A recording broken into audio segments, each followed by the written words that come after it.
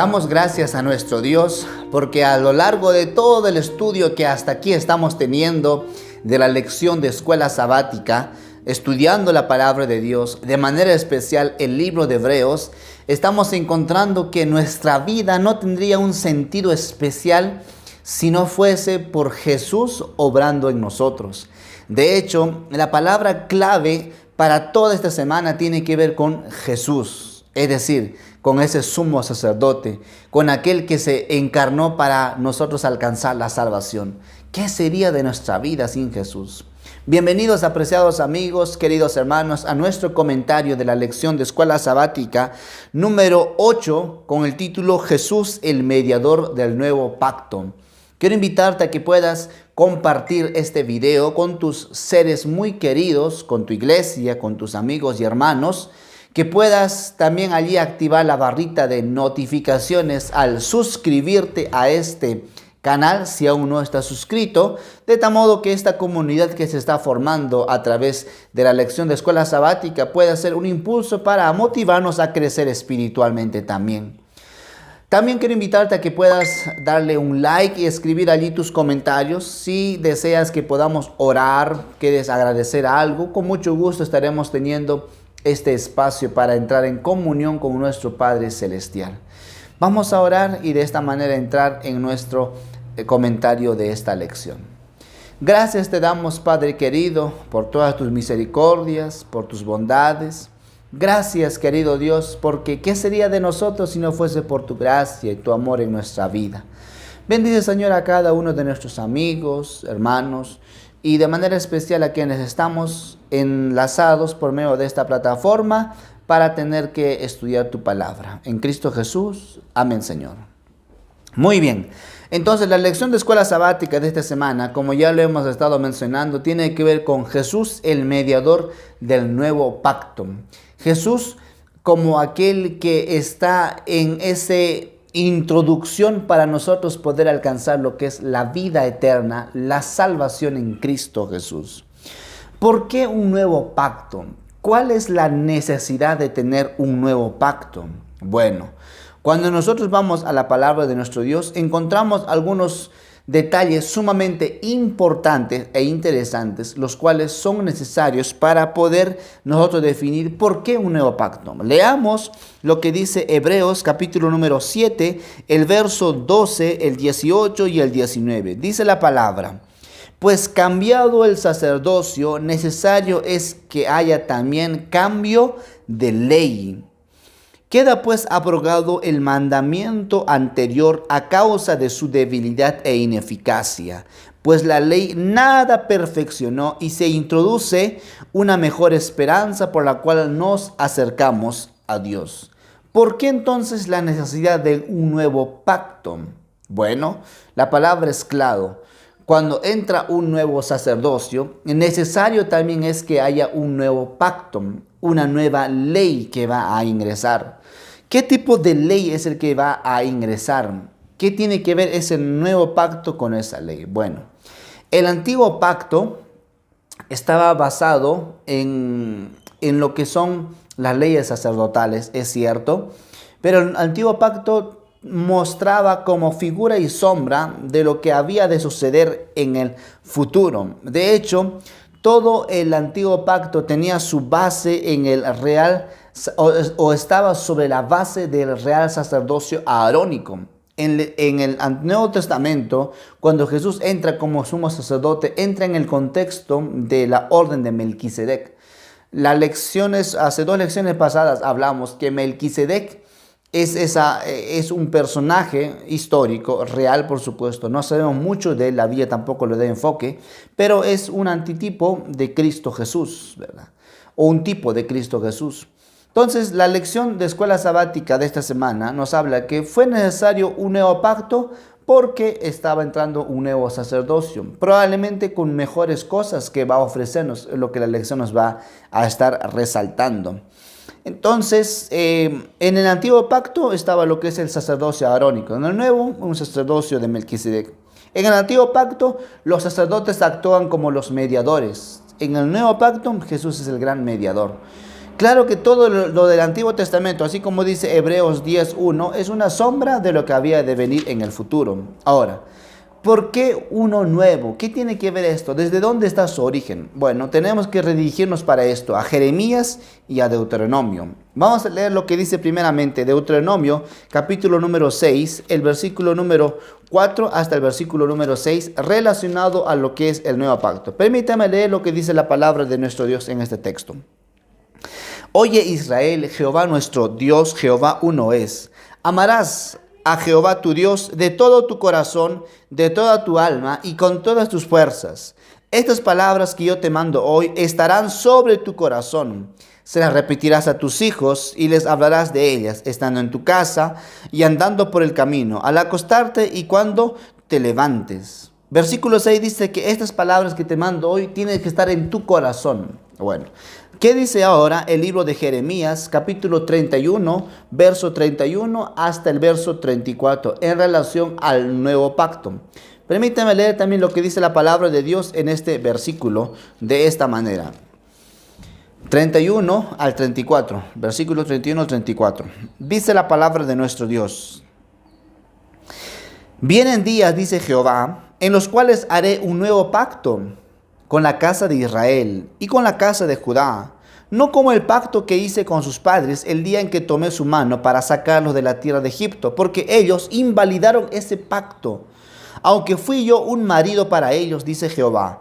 Pero este es el pacto que haré con la casa de Israel. Después de aquellos días, dice Jehová, pondré mi ley en su mente y la escribiré en su corazón. Yo seré su Dios y ellos serán por pueblo. Y no enseñará más ninguno a su prójimo, ni ninguno a su hermano, diciendo, conoce a Jehová, porque todos me conocerán, desde el más pequeño de ellos hasta el más grande, dice Jehová, porque perdonaré la maldad de ellos y no me acordaré más de su pecado. Bueno, la palabra pacto que se encuentra en este versículo viene del hebreo, la palabra pacto, nuevo pacto, la palabra nuevo específicamente, viene del griego hadash. Pacto viene del hebreo berit.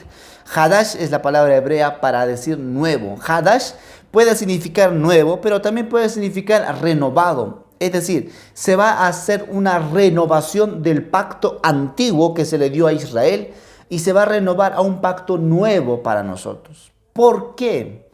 Porque el antiguo pacto fue invalidado, dice, por los israelitas. Esos pactos era un acuerdo entre Dios e Israel, entre su pueblo. Ellos no cumplieron con la parte que demandaba aquel pacto. De tal modo que al romperse ese pacto, mejor se va a dar un pacto mejor, bajo mejores promesas, se va a dar un pacto bajo un mejor mediador y se va a dar un pacto porque hay uno que va a estar allí como el perfecto. Entonces, el antiguo pacto en cierto grado no es que es peor, no es que tenía promesas más escasas, más débiles, no trata de referirse a eso, sino, y tampoco va a introducir un nuevo pacto con una ley nueva. De allí algunos dicen, ustedes guardan lo del antiguo pacto, los 10 mandamientos, eso es el antiguo pacto, ya no es el nuevo pacto, así que déjenlo porque ese es el mandamiento anterior, eso es débil, ya no es eficaz. El nuevo pacto ya no es esto, ahora tiene que ver con el día domingo, ahora tiene que ver con el alimento, no digas inmundo aquel que Dios lo purificó, etcétera, y muchas cosas. Eso no es nuevo pacto. El nuevo pacto es diferente porque ese nuevo pacto ya no se va a escribir en tablas de piedra. Ya no están escritas solo en la Biblia. Ese nuevo pacto busca que se escriba en nuestro corazón, en nuestro ser completo. Por lo tanto, Dios no cambió su ley ni rebajó sus normas, sino que para que el nuevo pacto se introdujese de manera perfecta, envió a su Hijo como garantía de las promesas. Por esto, este pacto no tiene maldición, porque solo tiene bendiciones, ya que Jesús está en ese nuevo pacto. Ahora bien, este pacto tiene un mejor mediador, dice la palabra. Cuando nosotros leemos Hebreos capítulo 8, versículo 1 al 6, encontramos, ahora bien, el punto principal de lo que venimos diciendo Es decir, va a poner un punto principal de lo que se está hablando del sacerdocio de Jesús en el capítulo 7. Dice, es que tenemos tal sumo sacerdote, el cual se sentó a la diestra del trono de la majestad en los cielos. Él es ministro del santuario y de aquel verdadero tabernáculo que levantó el Señor y no el hombre. Todo sumo sacerdote está constituido para presentar ofrendas y sacrificios, por lo cual es necesario que también éste tenga algo que ofrecer. Así que si estuviera sobre la tierra, ni siquiera sería sacerdote, habiendo aún sacerdotes que presentan las ofrendas según la ley. Estos sirven a lo que es figura y sombra de las cosas celestiales, como se le advirtió a Moisés cuando iba a erigir el tabernáculo, diciendo, mira, haz todas las cosas conforme al modelo que se te ha mostrado en el monte. Pero ahora, tanto mejor ministerio es el suyo, cuanto es mediador de un mejor pacto, establecido sobre mejores promesas. El término griego mesites, tiene tres significados específicos. Uno tiene que ver, ese viene de la palabra de mediador. Es aquel que actúa como un árbitro entre dos o más partes. Dos, es un negociador o un corrector comercial o un corredor comercial. Y tres, testigo en el sentido legal de la palabra. Normalmente a estos dos y tres palabras se entiende la palabra mesites, que significa mediador. Sin embargo, un análisis mucho más profundo de esta palabra nos encuentra que el mediador también puede significar alguien que se constituye como fiador y por tanto garantiza la ejecución de un contrato. De tal modo que en el español mediador, bueno, sí es un mediador, es un intermediador entre fulano y fulano tal, etc. Pero en cambio, en el idioma hebreo se siente más rico, porque mediador tiene que ver con alguien que actúa incluso como fiador, como garantía para que se cumpla el contrato. ¿Y cuál es ese pacto de amor? Que nosotros podamos alcanzar la salvación, que podamos alcanzar la vida eterna. ¿Y cómo podrá hacerse efecto? Gracias a Cristo Jesús. Él es ese mediador, ese es el sumo sacerdote. De hecho, Jesús mismo se hizo sacrificio por nosotros para que podamos nosotros alcanzar salvación. Jesús es ese garante del nuevo pacto, de tal modo que la muerte de Jesús posibilita la institución de aquel nuevo pacto, porque satisface todas las demandas, sacrificio y sumo sacerdote. En este sentido, Jesús asumió todas podemos llamarlo, las obligaciones legales que implica ser parte de ese pacto nuevo que va a entrar. Jesús garantiza ese pacto porque ha mostrado y lo ha demostrado que las promesas de Dios son ciertas. Y Dios lo hizo así con Jesús al resucitarlo y entronizarlo, para que nosotros podamos ahora acudir a Cristo Jesús. Quiero leer una parte textual donde dice, el rostro de Moisés reflejaba la gloria de Dios, ¿verdad? Cada vez que Moisés se encontraba con Dios, reflejaba la gloria de Dios. Pero Jesús no reflejaba la gloria de Dios porque Él es la gloria de Dios. ¡Qué maravilla! Por eso Jesús es un mejor mediador de un mejor pacto, porque es perfecto, sin mácula. Recuerden que los sacerdotes anteriores, para que actúen como mediador entre el pueblo y Dios, primero tenían que hacer un sacrificio por ellos mismos. No, Jesús no. Jesús es perfecto. Por eso el nuevo pacto se introduce bajo mejores promesas. Versículo 6 del capítulo 8 dice, pero ahora tanto mejor ministerio es el suyo, cuanto es mediador de un mejor pacto, y no solo eso, sino establecido sobre mejores promesas. ¿Cómo así? Es que el mejores promesas porque el pacto entre Dios e Israel se ratifica con su sangre. El pueblo de Israel prometió obedecer todo. Dijeron, obedeceremos lo que tú has dicho, haremos lo que tú dijiste, Señor, como dijiste lo cumpliremos. Pero una y otra vez fallaron a nuestro Dios. Pero en Jesús, en los mismos sacerdotes fallaron a Dios, pero en Jesús no. En Jesús se vio esa perfecta obediencia a la ley de Dios, esa perfecta justicia. Por eso es que eso está dado bajo mejores promesas, no porque las promesas serán más grandes, porque son mayores, mejores que las del antiguo, entonces tenían una gran desventaja los israelitas. No, de ninguna manera. Es que esto es mejor porque se está hablando de una diferente promesa, porque es Jesús mismo que ahora se va a hacer sacrificio. Si antes para ese pacto tenía que estar el cordero, como señal de Jesús representando, ahora en el nuevo pacto Jesús es ese cordero. O sea, él mismo viene, es el real. Ya no es nada de sombra, ahora son cosas reales, son con personas reales.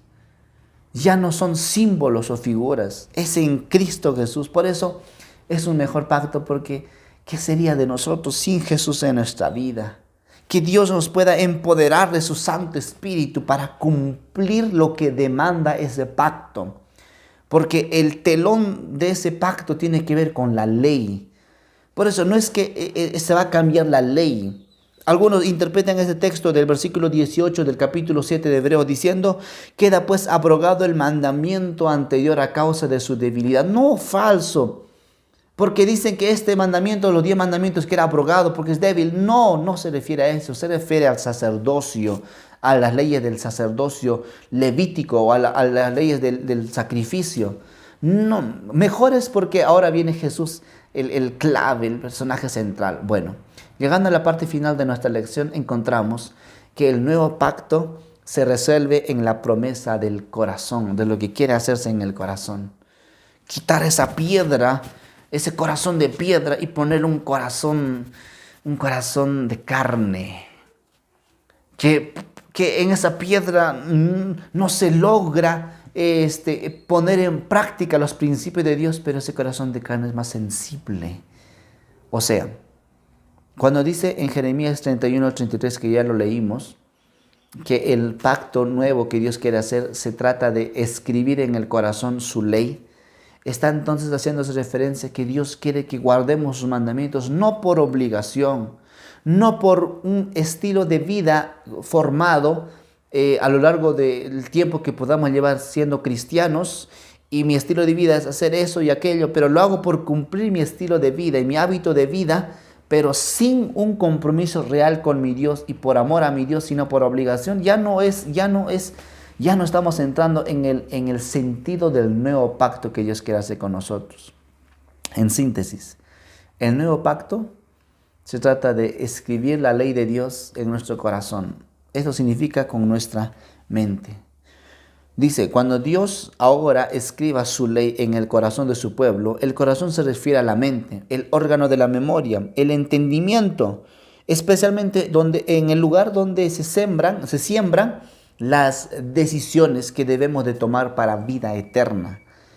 Jeremías nunca anunció un cambio de ley. La Biblia no habla de un cambio de ley.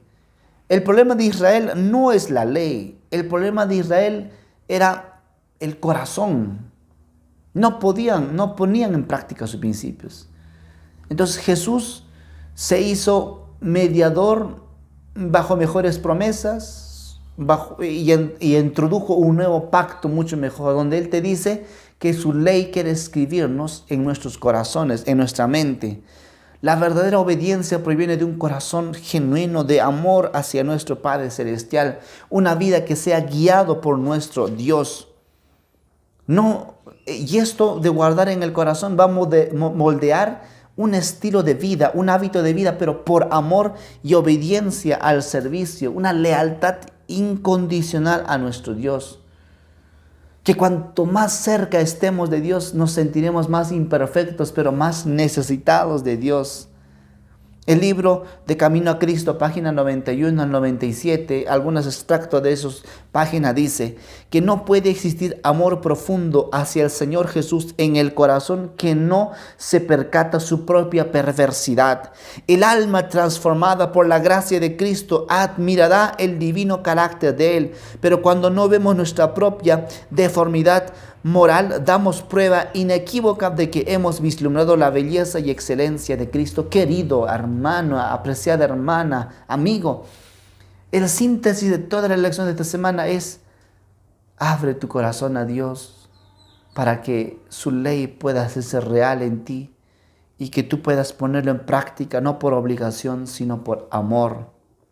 Que nuestra libertad, nuestro código de la libertad de elegir lo que queremos y no queremos hacer, sea una clara evidencia de que amamos a nuestro Dios. Dios te ama. El nuevo pacto fue introducido con Cristo Jesús como ya no figura ni sombra, sino como uno real, el cual juró porque nosotros podamos obtener gracia y salvación. No te desanimes, no te desalientes. Te animo, te invito a fortalecer tu vida en Cristo Jesús. Él es el gran yo soy. Dios te ama mucho. Ve firme a los brazos de nuestro Dios. Nos vemos en nuestro próximo comentario de la lección de Escuela Sabática. Que pases una semana del todo especial. Un abrazo. Maranata, Cristo viene pronto.